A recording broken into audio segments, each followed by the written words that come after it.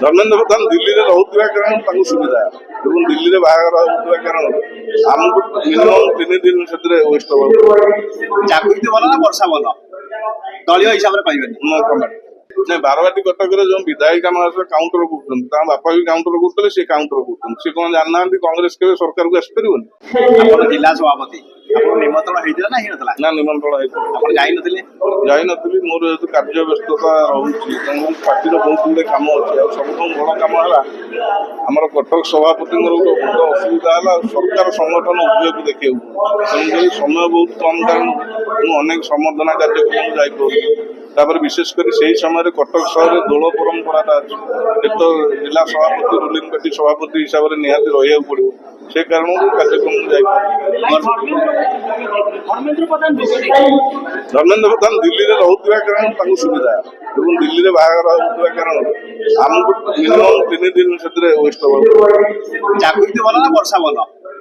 ଦଳୀୟ ହିସାବରେ ପାଇବେନି। ମୋ କମେଣ୍ଟ ମୁଁ ସେମାନଙ୍କ ସଂସ୍ପର୍ଶରେ କେବେ ଆସିନି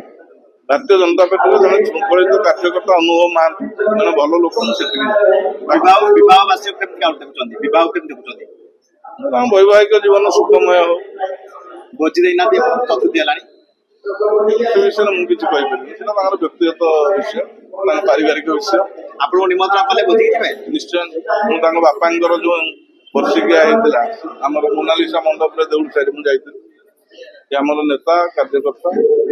ଭଲ ଲୋକ ନିଶ୍ଚୟ ତାଙ୍କ କାର୍ଯ୍ୟକ୍ରମ ସୁଖା ଭାଇ ଆଉ ଗୋଟେ କଥା ବିଜେପିର ବର୍ତ୍ତମାନ କଟକ ଜିଲ୍ଲା ଯୋଉଭଳି ସ୍ଥିତି ରହିଛି ଗୋଟେ ପଟେ ବାରବାଟୀ କଟକରେ ସୁରକ୍ଷା ବି ମଧ୍ୟ କାଉଣ୍ଟର କରୁଛନ୍ତି ବିଧାନସଭାରେ ବାରମ୍ବାର